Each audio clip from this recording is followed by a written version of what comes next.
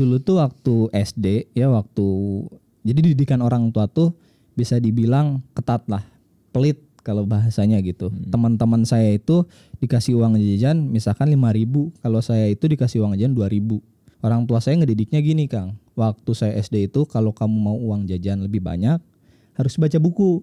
Jadi satu buku itu ntar dikonversikan jadi duit. Nah dan bukunya pun dipilihin sama orang tua. Jadi lulus SMP itu saya bilang saya nggak pengen belajar fisika lagi, kimia, biologi dan lain-lain. Saya pengen wasting belajar time bisnis banget gitu ya. gitu. Karena saya karena pengen ingin jadi pengusaha. Benar. Saya nggak sekolah waktu itu, tapi langsung terjun ke bisnis. Saya pernah nulis saya pengen punya duit 200 juta, 100 juta sebelum umur 17 tahun. Waktu umur 15 itu saya akhirnya bangun tuh rumah, dibangun all in 400 juta. Saya jual waktu itu satunya 300 juta. Saya umur 15 tahunan udah punya 200 juta. Kalau saya tipe orang yang jarang curhat ke orang tua, kalau lagi bangkrut, kalau lagi senang tuh jarang curhat. Bahkan waktu saya nulis buku pun orang tua nggak tahu gitu. Taunya oh ini anak saya launching buku. Kamu kapan nulisnya gitu. Kalau anak muda itu biasanya sekarang itu zaman-zaman sekarang tuh beranggapan kalau kita mau bahagia itu kaya dulu. Sedangkan kaya itu belum tentu bahagia. Nah kalau sekarang orang-orang lebih jadi anak muda ya, terutama budak uang daripada pursuit of happiness gitu. Welcome to Setia Talk. Tell the truth, share happiness and inspiration. Video ini dipersembahkan oleh Kelas Jodoh. Kita yang memantaskan, Allah yang menentukan. Bismillahirrahmanirrahim. Assalamualaikum warahmatullahi wabarakatuh. Apa kabar sahabat setia dimanapun Anda berada? Masih di Setia Talks. Hari ini kita menempati tempat yang baru. Kalau kemarin kita podcast di tempat sebelah, sekarang ini alhamdulillah kita sudah ada tempat baru dan juga semangat baru, spirit baru juga. Dan saya kedatangan orang baru juga yang menginspirasi. Saya baru kenal sekarang kalau ketemunya, tapi namanya ini sudah lama nih. Beliau seorang penulis buku Conglomerate Mindset. Beliau juga pernah saya baca tuh salah seorang anak muda yang properti di usia muda se-Asia Tenggara. Jadi termuda katanya, Masya Allah. Main properti kalau nggak salah masih di bawah 20 tahun. Nanti kita akan cerita-cerita sama Abdul Majid Al-Zindani. Masih usia 25 tahun di tahun ini. Kita langsung kenal. Assalamualaikum Kang. Waalaikumsalam Kang. Tolong takut ada yang salah, betul tadi dari awalan saya. Ya, ini kalau ada yang belum tahu juga, beliau menantu dari Agim ya. Nama istri Anda siapa? Takut salah. Gevira ya. Saya sebenarnya awalnya mau minta beliau sama istrinya, tapi katanya istrinya pemalu. Iya. Nah, ini yang menarik adalah beliau ini juga saya kaget karena saya lihat Instagramnya jadi kurang eksis. Padahal kalau saya lihat nih, kalau orang yang personal brandingnya kuat pasti kan dia harus Instagramnya, Facebooknya, apanya gitu ya. Karena orang pasti akan kepo atau juga mungkin punya channel YouTube dan yang lain. Emang Anda sesibuk apa sih sampai tidak bersosmed ria atau ada sesuatu yang terjadi kah? Jadi kalau saya Instagram hanya untuk ngeliatin orang aja. Scrolling, nggak buat stalking, scrolling ya. Jadi jarang update tentang bisnis, jarang jarang. Apa ada value memang? Kan dulu sangat personal branding banget. Apa ya?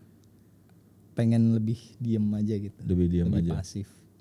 Karena basicnya kan orangnya nggak terlalu suka gimana. Jadi sebenarnya aktif tapi di close friend, hanya close friend doang. Oh, gitu. yang dekat aja. Ya, yang dekat, teman-teman terdekat aja emang yang kenal gitu. Jadi kalau untuk sharing kayak gitu jarang sih, lebih jarang. Tapi dulu Kang memulai karir, cerita dong tentang siapa sih sebenarnya Kang Al-Zindani itu, dari usia berapa merintis usaha atau kenapa sih ingin jadi pengusaha dulu deh. Itu mungkin orang-orang biar pada kenal ya. Dari mulai, karena banyak yang ingin jadi pengusaha juga mungkin atau ingin jadi anak muda yang sukses di usia muda. Itu dimulai dari gimana dan apa yang membuat Akang akhirnya ke situ? Jadi lebih di ini aja kan. Nah, tarik aja. Nah, siap. Oke. Jadi kalau saya pengusaha kayaknya udah dari kecil banget Kang. Dan itu kayaknya didoktrin dari orang tua, pendidikan orang tua. Gimana? Karena gini, dulu tuh waktu SD ya, jadi didikan orang tua tuh bisa dibilang ketat lah, pelit kalau bahasanya gitu. Teman-teman saya itu dikasih uang jajan misalkan 5.000, kalau saya itu dikasih uang jajan 2.000. Siap. Gitu. Hampir cuma sepertiganya lah Iya, gitu. dari teman-teman. Padahal dari SD itu saya udah nyaman lah hidup, udah lebih dari cukup lah gitu. Tapi kenapa teman-teman saya uang jajannya lebih banyak? Orang tua saya ngedidiknya gini, Kang. Waktu saya SD itu kalau kamu mau uang jajan lebih banyak harus baca buku. Jadi satu buku itu ntar dikonversikan jadi duit. Jadi satu buku. Oke. Dari sejak SD. Dari kelas 4 SD, kelas 5 SD, kelas 6 SD. Nah, dan bukunya pun dipilihin sama orang tua. Apa Saya Kang? masih Biar ingat jadi ini. kelas 5 SD itu saya udah bacanya buku Rich Dad Poor Dad for Teens. Wow. Gitu. Iya, Jadi Robert T. Kiyosaki. Iya, Robert Kiyosaki. Udah didoktrin dari kecil itu namanya sense of business-nya tuh dibangun. Dikasih buku-bukunya Robert Kiyosaki, buku properti. Kelas 1 SMP itu saya diajak ikut seminar properti kayak gitu. Jadi emang murni dari didikan orang tua gitu. Nah, lulus SMP itu saya bisa dibilang lah anak yang udah punya goal. Saya pengen jadi pengusaha. Saya SMP. Keren. Itu saya nggak suka tuh pelajaran kimia, fisika dan lain-lain, dan itu nilai saya jelek. Karena saya mikirnya kalau pengusaha kayaknya cuma butuh hitung-hitungan, matematika. Jadi saya bagusnya di matematika dan saya fokus di matematika. SMP itu saya ngambil les, itu setiap pulang sekolah les matematika. Emang senang sama matematika? Emang bukan senang sih, bisa dibilang kayaknya ini yang bakal kepake buat bisnis gitu. Yang buat masa depan tuh ini bakal kepake. Iya. Jadi udah jelas gitu ya mindsetnya bahwa karena saya ini bakal dibutuhkan untuk saya jadi pengusaha, ya udah saya harus seriusin di matematika. Iya, betul banget gitu. Jadi lulus SMP saya bilang ke orang tua, kayaknya saya nggak mau lanjut sekolah deh. Serius? Jadi soalnya di sekolah pun saya lebih banyak debat sama guru gitu. Waktu itu mikirnya gini, Bu, waktu itu kan ada pelajaran fisika tuh yang ngomong tekanan gitu. Kita nginjek rem, betul, dihitung tuh. Jarak mobil ke depan berapa, terus kita harus nginjek rem, tekanan dihitung fisika. Nah, saya tuh mikir, Bu, setahu saya kalau orang tua saya nyetir mobil itu tinggal nginjek rem menggunakan feeling, jadi nggak dulu ngitung gitu. Nah, jadi saya sebandel itu, kritis itu gitu, sekritis itu. Jadi saya daripada ini nggak kepake, udahlah saya mendingan biasa aja gitu. Oh, ya karena pemikirannya udah jauh dari anak-anak SMP yang biasanya. Jadi lulus SMP itu saya bilang, saya nggak pengen belajar fisika lagi, kimia, biologi dan lain-lain. Saya pengen wasting belajar time bisnis banget gitu ya. Gitu. Karena saya pengen jadi pengusaha. Benar. Itu orang tua bukan karena orang tua bilang kamu enggak, bukan malah, itu ya. Malah kita bukan berdebat ya, tapi lebih ke harus menjelaskan pemikiran kita berdasarkan logika, bukan karena kamu nggak pengen sekolah gitu. Benar, harus dikasih tahu alasannya nggak sekolah tuh mau ngapain. Betul. Terus waktu itu saya bilang saya pengen belajar tentang bisnis. Jadi lulus SMP itu saya langsung diterjunin di karena saya tuh pemalu banget orangnya. Dulu tuh pemalu banget. Oke. Waktu itu saya diterjunin langsung, introvert bisa dibilang gitu. Kayak disuruh presentasi depan 5 orang aja keringet dingin.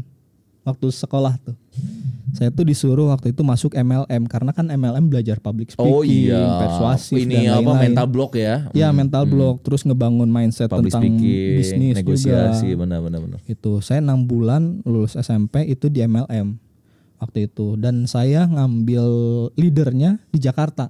Siap. Karena biar nggak comfort zone di Bandung kan, saya asli Bandung, jadi ambil bolak-balik itu kelas 1 SMA. Itu jadi, orang tua tahu atau pilihan sendiri atau orang tua yang ngarahin? Saya yang milih, orang tua ngedukung aja, bebas gitu. Bener-bener. Jadi saya nggak sekolah waktu itu, tapi langsung terjun ke bisnis 6 bulan cukup. Terus saya mikir kalau mau bisnis, saya ketemu guru, saya bilang kalau mau bisnis apa ya? Maksudnya dalam artian apa yang harus saya mulai dulu gitu. Jadi kata beliau itu permodalan, karena banyak orang yang punya bisnis, ya, tapi nggak punya modal, punya otak bisnis lah. Punya ide bisnis tapi nggak punya modal. Betul. Tapi di satu sisi banyak juga orang yang punya modal tapi nggak punya ide bisnis. Akhirnya ditaruh di deposito. Benar. Nah, ada 2 gap ini. Nah, kamu harus cari tahu, mempertemukan antara orang yang memiliki ide bisnis dan orang yang punya duit tapi nggak punya ide bisnis. Belajarlah saya waktu itu di namanya Insan Mulia Investama. Di situ saya belajar tentang perbankan, caranya dapetin duit dari bank. Terus jadi Short kayak course atau apa itu Kang? enggak, saya magang Kang. Oh magang. Magang. Oke, Nggak oke. digaji tuh. Oh nggak digaji. Nggak digaji waktu itu. Jadi benar-benar Mau belajar aja. Belajar aja kayak orang kantor dari jam 8 pagi sampai Berapa jam 5 bulan? sore. Itu kayaknya 1 tahun lebih deh, 1 tahun lebih. Teman-teman saya alhamdulillah sih itu shifting dari apa ya? Dari lingkungan yang belasan tahun teenagers, tiba-tiba teman saya yang usia 40 tahun, 60 tahun, gitu 50 tahun yang bahasanya seusia saya waktu itu masih ngomongin pacaran, Betul. tapi masuk ke dunia yang udah ngomonginnya Orang tua, Iya, orang tua semua. kakek nenek sesepuhan ya. Iya, ngomonginnya tentang aset, tentang investasi, tentang mau sekolahin anak di mana gitu. Itu apa ya? 1 tahun yang bisa dibilang sangat keluar dari Belajar zona apa aja nyaman. sih Kang itu Kang? Jadi kayak analisis kalau misalkan ada orang, jadi itu kan modal Kayak manajer finansial atau bukan sih? Bukan Kang, jadi lebih ke kalau ada orang mau minjem uang ke Iya. modal Ventura, Betul. nah kita yang menganalisis Ini layak atau tidak Ya. perusahaan ini atau orang ini? Enggak perusahaan, perorangan. Oke. Lihat BI checkingnya, BI checkingnya, lihat rekening korannya, kemampuan dia bayar kayak Oke. gitu. Lebih Itu ke penting ya? seperti itu. Penting banget gitu. Terus dari situ kita punya jaringan ke perbankan, caranya minjem dari perbankan tuh seperti apa, caranya cari duit dapetin duit dari investor tuh seperti apa aja yang penting gitu. Nah, saya banyak belajar dari situ. Itu emang boleh? Ya karena rekanan orang tua juga Oh iya gitu. iya oke. Terus saya Tugas akhirnya Akang ada kerjaannya nggak atau cuma ngelihat aja? ada. Jadi waktu itu Kayak saya karyawan aja. Kayak karyawan. Jadi waktu itu saya di staffnya AO, account officernya. Oke. Itu saya ngikut aja, ngikut beliau disuruh apa, saya ngikut aja gitu. Nah, setahun di situ banyak belajar, apalagi tentang mindset ya, Terus saya lama-kelamaan lebih nyaman gaul sama orang tua daripada Gitu ya? teman-teman muda. Jadi ketika nongkrong sama teman-teman SMP tuh udah topiknya Nggak beda. nyambung. Udah Udah nggak nyambung. Kayaknya udahlah. Waktu itu udah shifting ke dunia bisnis gitu.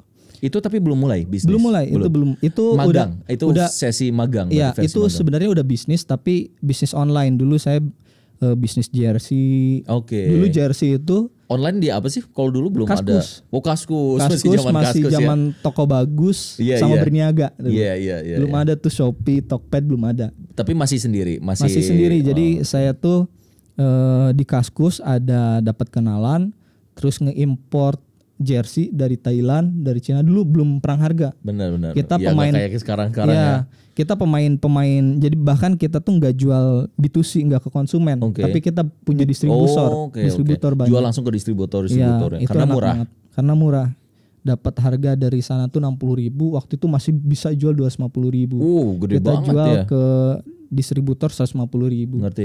Lama-kelamaan banyak yang import langsung. Akhirnya enggak. Jadi udah turun tuh. Oke. Nah, saya magang waktu itu akhirnya dikasih gaji.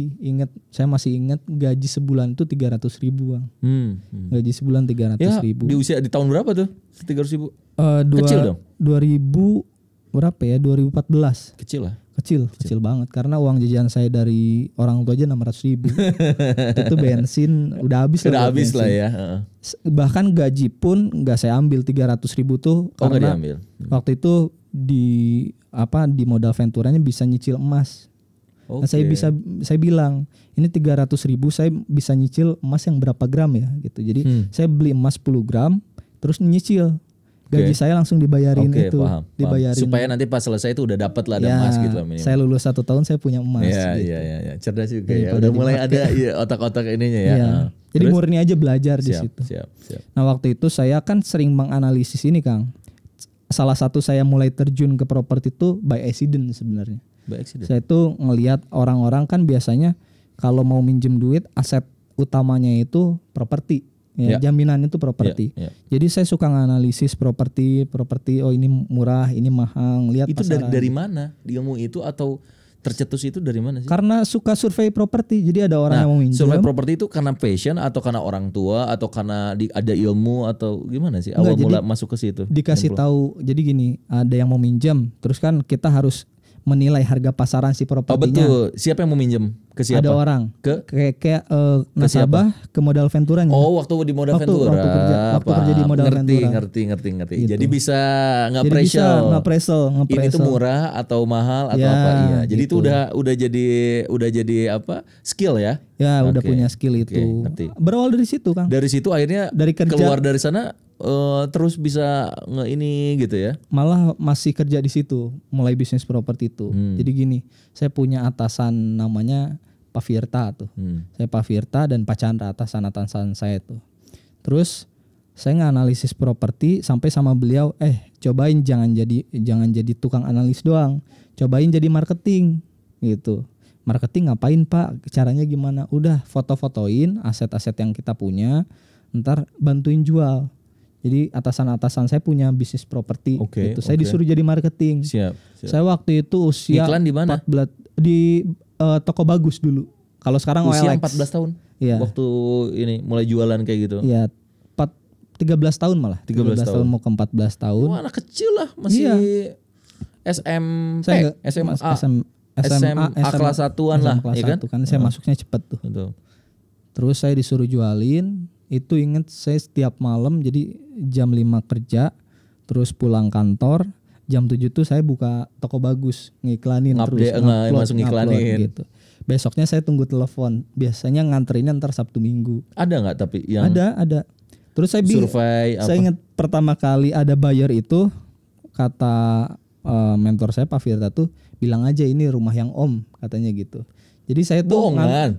Iya bilang aja ini rumahnya yang Om, saya cuma disuruh ngeliatin doang gitu. Oh Jadi iya, kalau ngerti.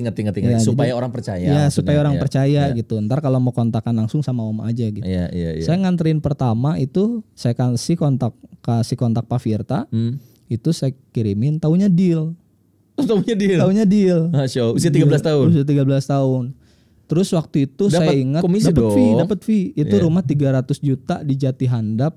Saya dapat fee 9 juta, terus saya mantap, dikasih lagi 3%. 8 juta.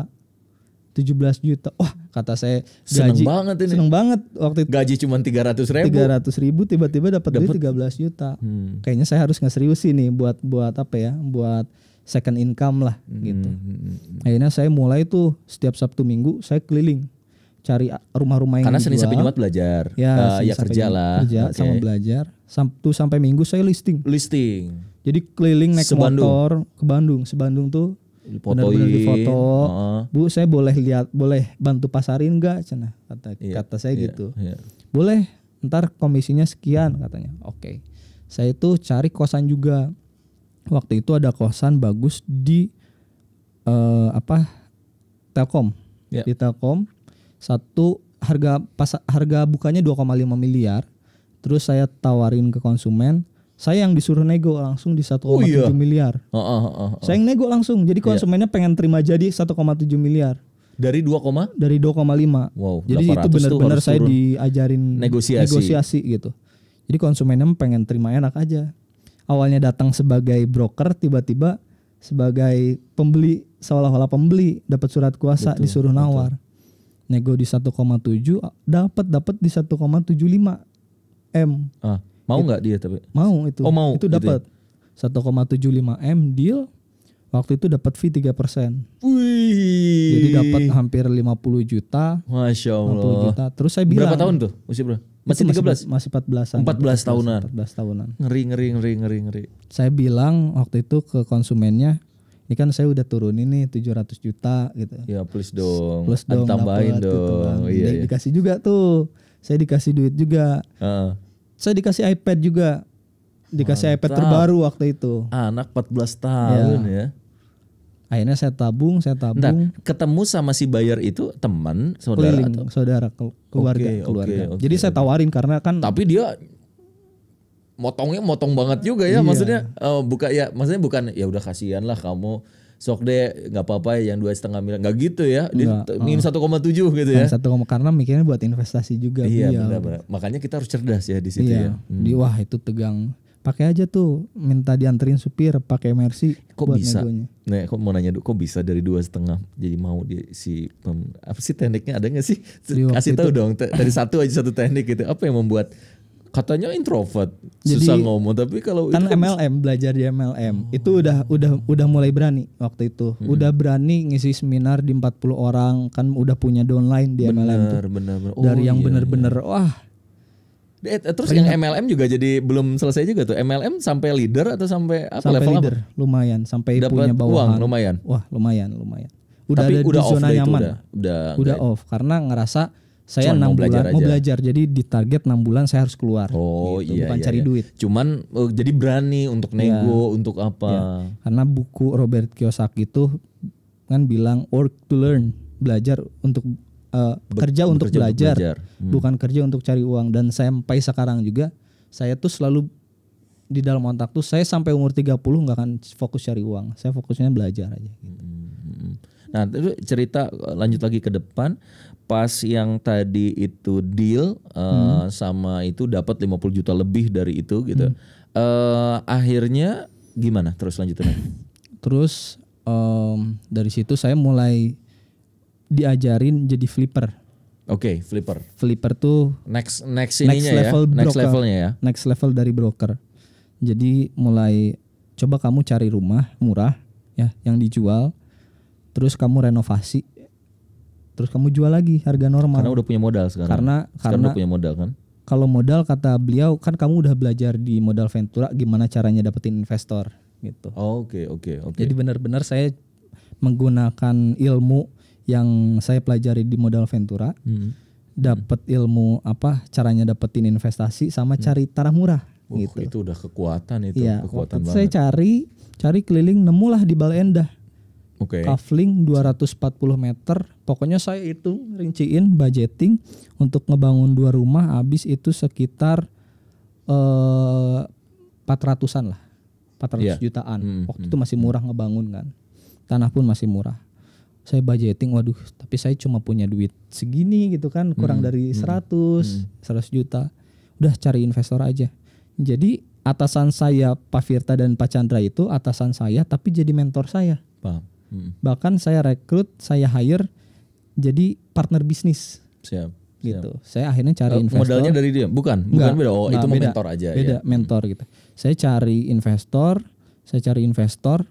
sampai akhirnya dapat 400 juta itu usia saya 15 tahun. Masya Allah. Itu mulai saya jadi developer. Saya pernah nulis saya pengen punya duit 200 juta, 100 juta sebelum umur 17 tahun. Waktu itu jadi 100 rumah. juta pertama sebelum 17 tahun. Ya. Waktu umur 15 itu saya akhirnya bangun tuh rumah, beli tanah. Oh, karena tanah kosong itu. tanah kosong. 200 Akhirnya tanah kosong. meter tuh. Terus Dibangun. dibelinya juga pakai atas nama teman saya karena kan belum punya KTP waktu itu. Belum KTP bisa. aja belum punya ya. Belum bisa gitu. Dibangun all in 400 juta. Saya jual waktu itu satunya 300 juta.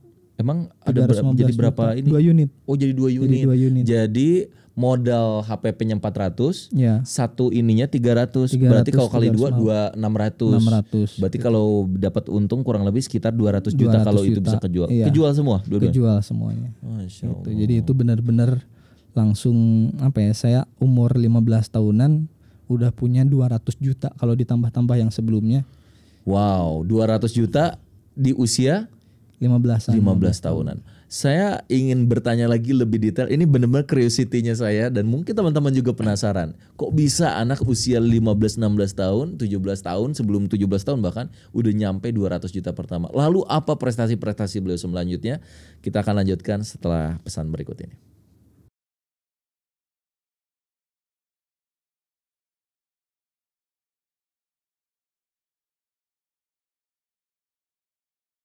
Sahabat setia, masih di podcast Setia Talks bersama saya Setia Furqan Khalid dan Al Zindani. Dan saya ingin mau nanya nih, dari usia akhirnya 17 tahun ya. 17 tahun mulai lanjut ke flipping udah. Itu terus nggak flippingnya? Ya terus Kang, mulai dari flipping 2 unit, saya main ke 1 unit dulu malah. Ke 1 unit di Padasuka sampai akhirnya. Jualnya susah gak sih ngeflip tuh? Kan takutnya gini, kita udah habis uang terus nggak bisa jual Ya itu sih resiko bisnis. Ada juga kita yang 2 tahun nggak kejual ada gitu. Jadi itu tetap ngelihat market sih. Jadi dalam bisnis kan nggak boleh terlalu idealis. Menurut kita ini kayaknya daerahnya bagus nih, cepat kejual. Padahal harus cek and cek Padahalnya semuanya. ya cek market dulu, Cek sebenarnya market di sini dulu. seperti apa gitu. Hmm. Kita banyak belajar juga, banyak proyek. Ada proyek di Ujung Berung yang 2 tahun nggak laku-laku tuh ada. Total 6 unit tuh ada 2 tahun nggak laku-laku. Oh, Tapi iya? sekarang udah beres. Oh gitu. iya. Sampai dari situ kita belajar Apa karena gimana. kemahalan atau lokasi atau apa Kang lebih tepatnya itu? Lebih ini sih yang saya dapat pelajaran itu, orang Indonesia ini lebih bisa bayar cicilan besar daripada nabung. Setuju. Lebih bisa bayar cicilan daripada bayar DP besar. Karena kalau DP besar itu kan dia harus nabung dulu. Biasanya kalau mereka nabung buat mendingan DP, nyicil aja yang gede. mendingan nyicil. Jadi Iya ngerti. mendingan beli mobil dulu gitu biasanya. Mendingan rumah kontrak tapi punya mobil. Ketika disuruh bayar DP rumah, aduh nggak punya. Oke. Akhirnya kita belajar rumah yang cepat laku itu biasanya yang DP-nya rendah. Itu sampai akhirnya kita mikir gimana caranya nih bikin proyek yang DP-nya rendah. Jadi sebelum ada cerita Bapak Gubernur Jakarta Anies Baswedan DP 0%, kita udah lakuin. Itu kita udah lakuin DP 0%. Oh Dan iya, itu DP 0% waktu itu. DP 0%. Proyek yang di yang di Pak Sindang Laya itu DP 0% bisa. Yang di Ujung Berung itu DP 0% gitu. Karena kita sama perbankan udah kerjasama. Terus kita ngincer harga tuh yang murah lah. Cari harga murah. Jadi itu di rumah yang di Sindang Laya itu pasaran 4,5, kita jual 3,5. Yang penting bisa DP 0%. Oke. Gitu. Nanti saya mau nanya tentang itu lebih spesifik lagi tentang akhirnya punya 1,4 hektar kalau nggak salah yang ini di perumahan. Nah, sebelum itu flipping berarti sampai usia 17 lanjut terus itu. Lanjut terus. Belum sampai momentumnya punya perumahan itu gimana ceritanya? Apakah itu berarti ada kalau kelas TK, SD, Iya. SMP-nya gitu kan Itu Kang sama ya? kayak gitu. Emang gitu ya. Awalnya mungkin dari broker, terus lanjut ke flipping. Ya, Step selanjutnya apa? flipper, developer, Ya. developer baru developer. investor. Oke. Kalau investor tuh Kang Setia langsung punya kosan, itu investor. Oh, Itu tolong jadi itu nih, jangan dibuka SD, Pak. SMP, SMA enggak langsung kuliah kalau yang sebelah. Nah, saya mau nanya itu masuk ke developer.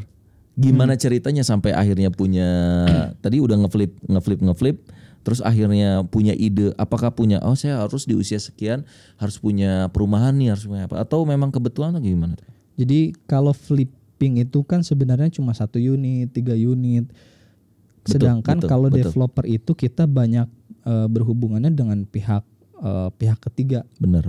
penyuntik modal lah. Betul. Apakah itu investor, apakah itu perbankan, gitu, atau modal ventura. Kalau misalkan kita main flipping, mau 3 unit itu nggak akan bisa jadi track record sebagai perusahaan. Nggak bisa tuh 3 unit dijadiin nama Alzin Residence, Iya, gitu, itu nggak bisa. Iya, gitu. benar. Sampai kapanpun nggak akan bisa. Betul. Akhirnya kita harus mikir gimana caranya mulai main developer. Untuk apa? Untuk punya track record gitu. Kita bisa kerja sama pihak ketiga untuk mendapatkan pendanaan. Betul. Mulailah tuh main yang 14 unit gitu, 14 unit. Manisi. Sebelum yang gede Iya, gitu sebelum ada sebelumnya dulu ya Kang ya? ada 6 unit. Itu tanah gimana stepnya kalau orang-orang ingin jadi seorang developer Kang? Jadi kita cari yang mudah dulu, nggak usah keluarin fasad besar, Yang berarti yang kecil, yang fasum, kecil. iya. Fasum. Jadi kayak ada tanah panjang, terus kita split, Pecah-pecah, kasih jalan bangun satu-satu. dan nggak perlu pakai fasum yang lain kecuali Iya. cuma jalan aja kalau udah Iya, kayak gitu cuma ya. itu doang. Gitu. Mini Nggak usah- cluster lah. Mini cluster nggak usah pakai masjid, nggak usah. betul, gitu. Tapi betul. itu udah bisa jadi portofolio daripada cuma beli satu, beli dua, beli satu. Oke. Padahal waktu awal memulai developer, keuntungan kita dari flipping sama developing, keuntungannya lebih besar flipping. Tapi developing ini jangka panjang, main Karena track maraton lah, main maraton karena kita kejar track record. Lama kelamaan kita punya track record, kita masuk ke REI, Real Estate Indonesia, masuk ke AREBI komunitas, sampai akhirnya kita bisa PKS sama bank. Nah dari situlah mulai developer kita kencengnya. Bisa DP 0%, bisa. Kalau waktu yang 14 itu gimana ceritanya awal mula buat jadi developer itu Kang? Jadi waktu itu dari keuntungan cari pihak ketiga buat tanah, dan buat ngebangunnya itu cari investor juga. Cerdas juga ya. Tapi waktu itu sulit banget itu kejual. Jualnya karena susah karena DP-nya harus 20%. Oh ya yang tadi belajar itu Ya, ya. terus kita nggak bisa ngejual murah karena kita kan ada cost of fund. Karena kita beli tanah dan ngebangun pakai investor harus ada bagi Paham, hasil. ada orang pihak ketiga. Ada pihak ketiga, jadi nggak bisa ngejual murah. Kita nggak bisa nentuin harga sendiri. Betul. Investor Makanya juga agak berat di menentukan. penjualan. Agak berat di penjualan sampai akhirnya kita punya PKS sama bank itu bisa ngepres harga karena benar-benar tanah kita bisa kerjasama, ngebangun kita bisa dibiayain oleh pihak ketiga. Betul. Gitu. Dan si konsumen juga enak gitu ya, Iya, karena dia bisa DP nggak nol. berat. Nah, nggak berat gitu ya. Akhirnya dari Ujung Berung pindah lagi sampai yang tadi 1,4 hektar gimana ceritanya? Ke Sindanglaya itu. Sindanglaya, betul. Sampai nemuin tanah ya. Itu yang terbesarnya, Kang. Ya itu Iya. terbesar sampai akhirnya tahun ini kita pengen pindah ke Jogja karena ngelihat market pasar di Bandung ini udah apa ya, bisa dibilang stuck lah gitu. Udah ada di kondisi stuck. Terus kita punya partner di Jogja yang growth-nya emang besar. Kita cari tahu, makanya saya lagi sering bolak-balik ke Jogja tuh. Ternyata di Jogja itu ada peraturan daerah. Kalau teman-teman di Jogja itu bisa bilang ini perda rasis lah. Perda rasis di Jogja itu Chinese itu nggak bisa main properti di sana. Oh, itu kesempatan untuk pribumi ya. Ya itu untuk pribumi kesempatan karena mau nggak mau suka nggak suka pemain developer besar adalah Chinese. Betul. Di Bandung betul. yang punya brand besar Betul. mayoritas Chinese. Betul. Sedangkan di Jogja itu nggak boleh main. Oke, Kalau orang Chinese mau main itu sertifikat harus diturunkan ke SHGB. Akhirnya orang-orang nggak mau main di Nggak sana. mau. Pengusaha Chinese teman-teman saya nggak mau main di Jogja. Ke Jogja itu masih berkembang banget. Sama kayak Bandung tahun 2013 Iya, 2014 zaman-zaman Benar-benar. Jaya Properti gitu. Betul. Jadi Mulai terus pengembangan ke sana. mulai pengembangan ke Jogja. Nah, Kang, akhirnya di Bandung di usia berapa tuh mulai akhirnya bisa buat yang 1,4 hektar itu? Berapa unit dan di tahun berapa? 2019. 2019. Sebelum corona ya Sebelum berarti. corona. Jadi orang-orang pemain developer lain waktu corona kehantem, kalau kita gara-gara bisa DP 0% jalan-jalan aja lancar. Alhamdulillah. Jadi itu hikmahnya ya teman-teman semua. Dan sekarang usia 25 tahun sudah banyak. Itu tadi kayaknya ngomongnya itu indah aja terus. Ya. Ada nggak sih ujian jadi pengusaha kayaknya tuh kayak smooth aja, kayak kamu tuh beruntung banget gitu. Atau mungkin karena bapak kamu pengusaha, wajar lah dapetin modal dari ayah. Itu berlaku nggak sih dia, Kang? Kalau di saya sih nggak terlalu berlaku. Jadi tetap saya tipe orang yang jarang curhat ke orang tua. Kalau lagi bangkrut, kalau lagi senang tuh jarang curhat.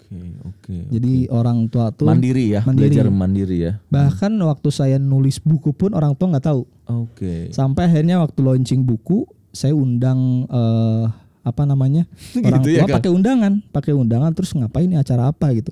Disuruh jadi pembicara orang tua gitu. Taunya ini anak saya launching buku. Kamu kapan nulisnya gitu.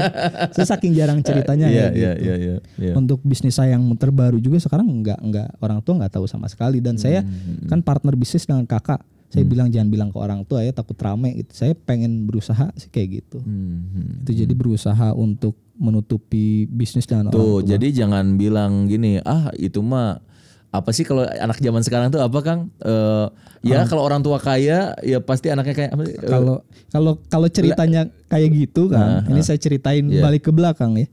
Kalau ceritanya kayak gitu, saya nggak akan bekerja terlalu keras. Iya Saya sih. dulu sampai pernah ini. Iya sih, Jadi benar waktu juga. saya SMA itu Sabtu Minggu saya jadi kalau ke undangan yang suka bawain bakso tahu. Oh iya.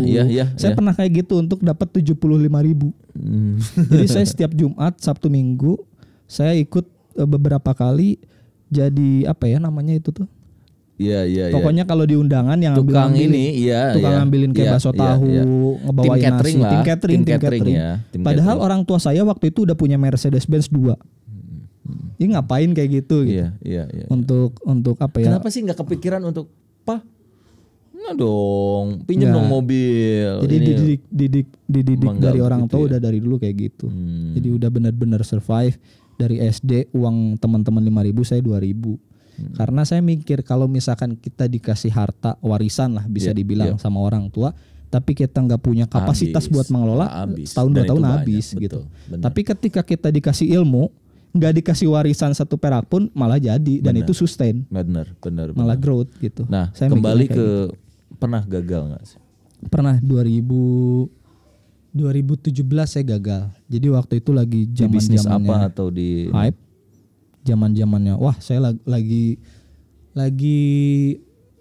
tinggi-tingginya bisnis lah. Oh, lagi Di Masa tinggi-tingginya. Jaya. Oke, masih Saya, jaya. saya umur waktu 2017 2017 berarti 5 tahun yang lalu. 19 tahun. 20 tahun. Ya 20 tahun 19. 19. Waktu itu 19 tahun saya dari 16 tahun Masa Jaya tuh.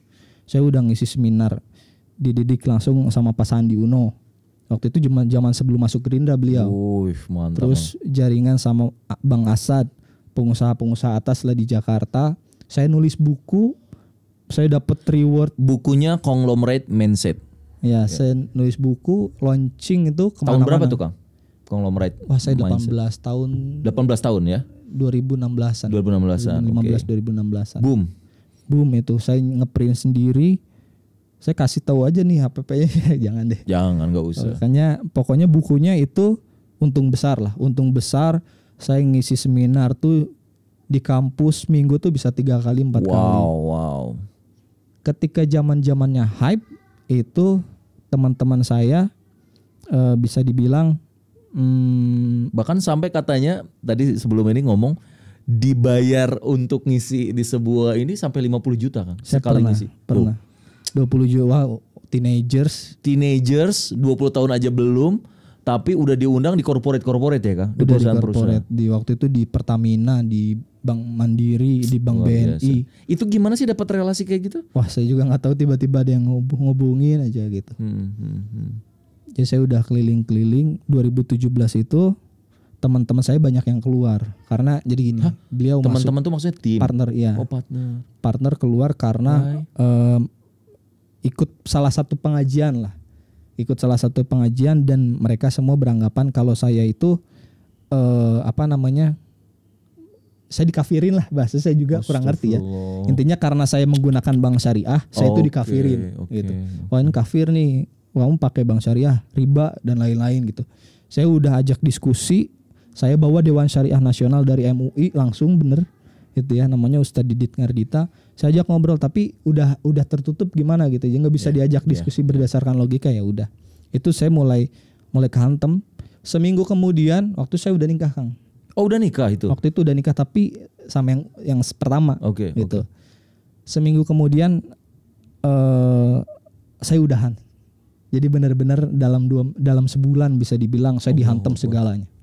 Keluarga, terus bisnis, semua saya dihantam. Sampai akhirnya di situ saya masuk ke dunia kalau anak muda sekarang itu quarter life crisis. Iya. Saya di situ nggak mau. Tapi kamu lebih cepat quarter life crisis ya, orang lain 25, 30 baru. Saya di usia segitu. Saya quarter life crisis, saya mencari riset kehidupan sih di situ. Sampai akhirnya mencari makna. Saya akhirnya pergi ke Eropa, belajar bisnis di Eropa sekalian mencari jati diri sendiri. Saya keliling di Eropa. Di Eropa. Saya di London 9 bulan, terus saya Seriously? Iya, saya di London 9 bulan, terus saya keliling di Eropa. Itu ada emang belajar? Ada course di Londonnya.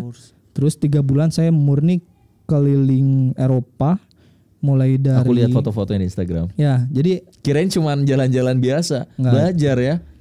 Yang belajar itu yang di Eropa, yang di London. Yang di London 3 bulannya itu saya keliling-keliling naik bis aja Kang, naik pesawat sambil kayak quarter life crisis, menikmati quarter life crisis lah. Sampai akhirnya bisa dibilang saya dari Eropa Utara sampai Istanbul naik bis. Berapa bulan? 3 bulan keliling-keliling mulai dari Eropa semuanya. Gua aja 21 hari waktu itu udah ngerasain aduh ini kapan pulang gitu. Ini 3 bulan ya. 3 bulan dan itu saya cuma modal 1 tas. Saya bahasnya benar-benar ngebolang. Light backpacking lah. Backpacker backpacking gitu. 3 bulan itu sama aja kayak dari sini ke India naik bis. Gitu. Dapat makna apa dari perjalanan yang panjang itu? Kalau saya bisa bilang sih dalam mencari makna. Kalau anak muda itu biasanya sekarang itu zaman sekarang tuh beranggapan kalau kita mau bahagia itu kaya dulu. Sedangkan kaya itu belum tentu bahagia gitu. Dan kamu udah merasakan itu. Dan saya ngerasain waktu ketika banyak duit tapi jadi budak uang. Jadi fokus kerja tuh uang aja gitu. Nggak mikirin kebahagiaan. Kalau sekarang saya lebih ke Keseimbangan. bahkan lah saya lebih fokus ke happiness. Kalau hidup yang penting ada di threshold, yang penting saya gaya hidupnya seperti ini cukup gitu. Itu aja cukup, yang penting happiness. Nah kalau sekarang orang-orang lebih jadi anak muda ya terutama budak uang daripada pursuit of happiness gitu. Itu yang saya dapetin sih dari keliling Eropa, karena saya ketemu tuh banyak backpacker dari luar banyak belajar dari Ya. ketemu orang. Karena saya di Eropa backpacker itu enggak sewa hotel di kamar gitu, enggak. Enggak jadi yang hostel. tempat. Oh iya hostel. Satu kamar itu bisa bareng-bareng itu bareng, ya. 24 orang. Pernah di Belanda tuh satu kamar 24 orang. Dan enggak pada kenal sebelumnya. Enggak pada kenal, kita ngobrol, Bangun diskusi gitu. Iya. Jadi udah diskusi tentang itu orang tua happiness. gimana dong 9 bulan setahun gitu? Enggak apa-apa, diemin aja. Udah anak laki-laki lah katanya gitu. Gitu sampai benar-benar Kok dibukuin kayaknya ada 5 buku tuh. Banyak yang minta bikin buku. Iya kan? Waktu saya di Eropa banyak yang minta bikin buku quarter life crisis, buku tentang traveling. Saya disuruh bikin konten, tapi saya bilang kalau kayak gini iya atau hilang maknanya, justru hilang aku ini makna sedang cari makna. Iya gitu. Iya. Akhirnya benar-benar saya tuh di sana nggak foto. Jadi benar-benar selfie.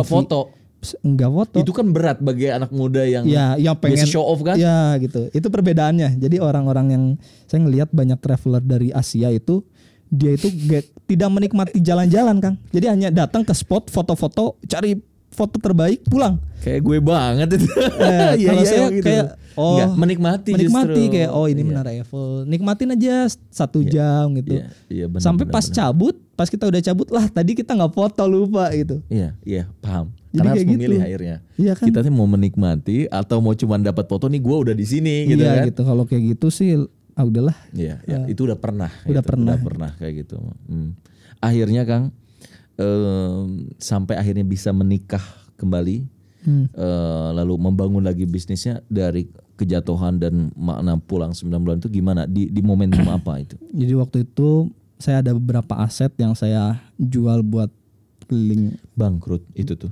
Bisa dibilang nggak bangkrut, bisnis tetap running, tapi di runningin sama orang gitu. Oke. Sama tante saya. Terus ketika pulang dari, jadi sebenarnya di Eropa itu saya harusnya 1 bulan jadi relawan di Turki. Terakhir tuh, yang terakhir yang di Turki itu. Taunya saya ditelepon waktu saya di Eropa Utara sama mertua sekarang. Gila, sampai Eropa Utara. Saya sampai Helsinki, sampai Denmark, sampai Helsinki gitu. Sampai ke atas. Insya Allah. Saya naik bis itu dari Helsinki naik bis sampai ke Turki. Pakai bis. Berapa Nggak jam? Berapa hari? Bukan jam lagi. Harian. Karena kan kita berhenti di kota 3 Emang hari. ada bis yang langsung? Ada. Enggak langsung, jadi kita ke kota apa? Kota apa? Sampai ke Turki. Oke. Di waktu saya di Eropa Utara ditelepon. Kamu kapan pulang ke Indonesia? Harusnya Mei waktu itu. Saya pulang Mei. Mau nggak nikah? Katanya. Sama Vira, istri sekarang, Gevira. Wah, mau tuh. Saya, ya udah kalau kayak gitu pulangnya bisa nggak dipercepat gitu. Padahal harusnya jadi relawan dulu. Bahkan saya motong beberapa jalur traveling saya. Kayak Polandia tengah saya belum, terus Santorini ya. Terus Greece. Beberapa belum itu. Banyak yang belum. Banyak banget, luas banget masalahnya. Iya, jadi saya belum nge-cut. Saya langsung ke Istanbul karena pesawat saya ke Indonesia dari Istanbul. Itu dan saya akhirnya pulang itu jelang 9 hari kemudian saya lamaran. Saya lamaran terus jelang 3 belum kenal minggu. dong berarti. Sudah kenal. Jadi sebelumnya kita temen. Waktu saya belajar sebelum ke Eropa kan saya belajar bahasa Inggris di Wall Street English. Saya belajar di sana. Kebetulan istri saya juga les di sana. Jadi hanya sekedar teman. Saya ke Eropa, istri saya los aja. Istri saya ke pesantren hafalan Quran 1 tahun. Terus saya dijodohin sama orang tua. Saya juga bilang ke orang tua minta dinikahin gitu. Gitu, jadi akhirnya menikah. Dan gimana? Ada nggak ininya percepatan setelah menikah yang awalnya tadi hancur apa? Ada sih. Jadi awal itu saya punya duit. Awal nikah itu saya rekening cuma punya 20 juta. 20 dari yang awalnya tadi udah masuk miliar mungkin kayaknya sebelum itu? Saya ada. Iya pasti Saya ya. punya. Sebelum nikah kan? Iya, saya cuma punya 20 juta, tapi saya punya aset. Oh iya punya aset. Tapi saya punya aset rumah ada berapa. Tapi kan bahasanya jual rumah nggak segampang itu. Sedangkan uang 20 juta buat biaya hidup. Saya jual satu rumah untuk hidup, terus mulai lagi bisnis dari awal gitu. Mulai Sampai lagi running dan yang lain. Sampai sekarang. Ini menarik banget ya teman-teman, perjalanan hidup seorang yang dulu pernah dikatakan kadang-kadang sukses di usia muda. Bahkan saya baca tuh pemain properti termuda se-Asia Tenggara. Tapi kalau saya bilang iya benar emang 16 tahun ya. Dimulai dari 14 bahkan ya 14 tahun coba. Yes, ini pelajaran-pelajaran hidup yang luar biasa gitu ya. Ada nggak Kang dari saripati kehidupan yang panjang ini yang dari usia muda sudah ini apa hal-hal yang you must do it, you don't eat gitu. Apa sih makna dari jatuh bangun kehidupan buat teman-teman nih jadi inspirasi di sesi terakhir kita nih. Yang nih anak muda dari perjalanan saya ini bagus ini, kamu tuh lakukan ini tapi jangan ini nih. Karena saya juga sudah melakukan sehingga kita nggak usah ada mungkin di life quarter crisis gitu ya yang mungkin sebenarnya kalau kita dulu nggak gini-gini itu sebenarnya kita bisa ini nih gitu. Nah itu apa sih Kang? Banyak banget sih. Banyak banget. Coba poin-poin aja 5 atau berapa gitu. Mungkin yang pertama itu jangan terlalu mengikuti sistem tapi ikuti apa yang goals kita sih. Karena sekarang saya ketemu banyak orang yang masuk ke kuliah S1, kalau kata Deddy Corbuzier dia akhirnya memilih S2 itu karena postponing reality. Menunda kenyataan kalau dia itu harus cari kerja. That's right. Dia nggak siap. Aduh gua gimana ya kerja, nggak tahu mau kerja apa, nggak punya goal setelah lulus kuliah gitu. Akhirnya udahlah S2 dulu aja daripada dicap pengangguran. Yes. Gitu. Sedangkan orang-orang yang orang sukses lah bisa dibilang mereka udah punya goals gitu. Betul. Saya fokus aja dengan goals. Fokus sama goal.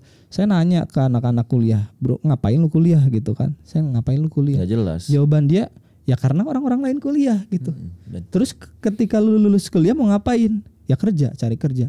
Akhirnya teman-teman saya banyak yang nganggur, nggak banyak jelas, juga yang dia ambil jurusan apa, kerjanya apa banyak beda.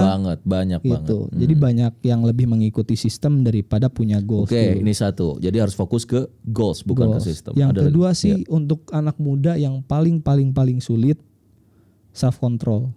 Oke. Udah tahu misalkan ini baik ini buruk tapi milihnya yang buruk. Betul. Karena untuk apa ya? Pleasure sebentar gitu. Ya bahasanya bagusan mana baca buku atau scrolling IG gitu kan. Baca buku 15 menit aduh udah ngerasa capek. Scrolling IG 1 jam gak kerasa capek. Tapi ini investasi untuk masa depan. Harus nge-self control gitu. Mana yang lebih baik? Apakah baca buku atau scrolling IG? Siap. Anak muda biasanya masih kebawa sama leisure yang short time ya yang cuma sekarang. Jadi benar-benar kamu harus bisa milah ya. Nggak bisa self control. Tiga sih kalau kata saya. Mungkin dari yang conglomerate mindset deh atau apa deh yang kan kita belum bahas itu banyak banget. Saya harus sesi kedua nih. Apa nih yang tentang conglomerate atau apa gitu. Apa yang supaya kita berpikir besar atau ada self education sih. Self education. Jadi banyak orang yang beranggapan belajar jadi gini. Dia SD, SMP, SMA, kuliah. Ketika kuliah itu merasa belajar itu sudah cukup. Waktunya cari uang. Sedangkan belajar itu sampai mati dan dimanapun kayak kita ngobrol kayak gini tuh belajar. Bahkan saya banyak belajar itu bukan dari saya ikut course apa, saya ikut les apa enggak, tapi saya ngobrol ketemu orang sama orang ngobrol kayak gini. Nah, saya lebih banyak belajar kayak gitu. Banyak orang yang beranggapan belajar itu harus di kelas. Selepas harus itu duduk, jadi nggak belajar, nggak baca, nggak mau nyari, nggak curiosity. Jadi kalau di rumah saya itu, saya lemari buku itu ada 4.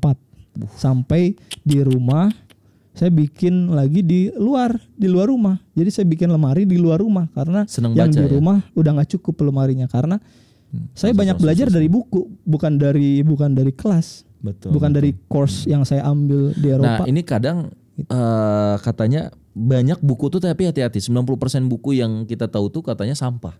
Gimana cara nyari buku yang tepat Kang?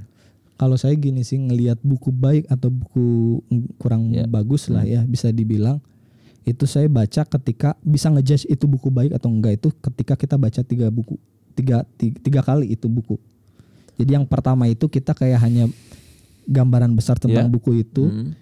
Yang kedua itu tahu tentang buku itu. Yang ketiga itu paham tentang buku itu. Apa harus Kang yang dari luar negeri atau ini itu lebih? Gak mesti sih, tapi saya bisa bilang perbedaan di Indonesia dan di luar negeri itu, saya ketika waktu ke Gramedia itu bisnis, misalkan satu kategori bisnis itu ada satu rak doang.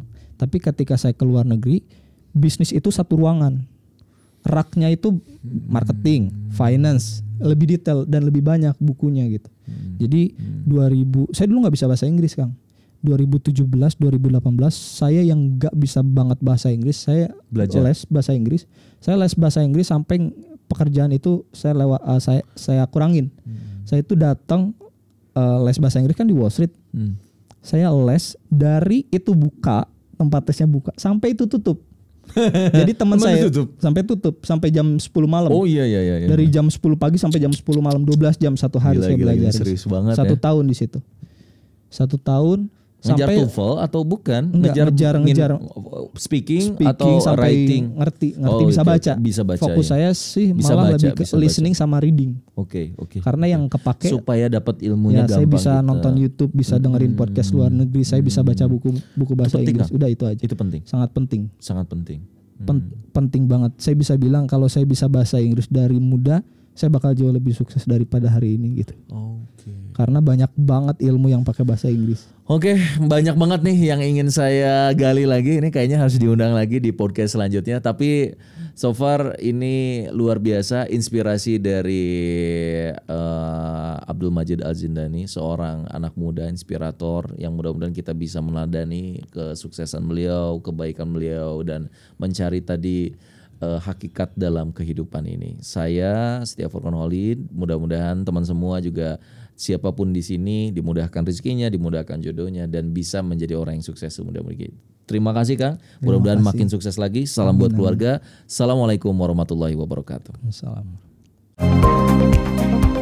Setia Talk. Tell the truth, share happiness and inspiration. Halo buat teman-teman semua yang udah menonton tayangannya ini dan mendapatkan manfaat juga inspirasi. Jangan lupa untuk like, comment, share, and subscribe ya. Insya Allah membuat kita semakin semangat untuk bisa memberi inspirasi lagi.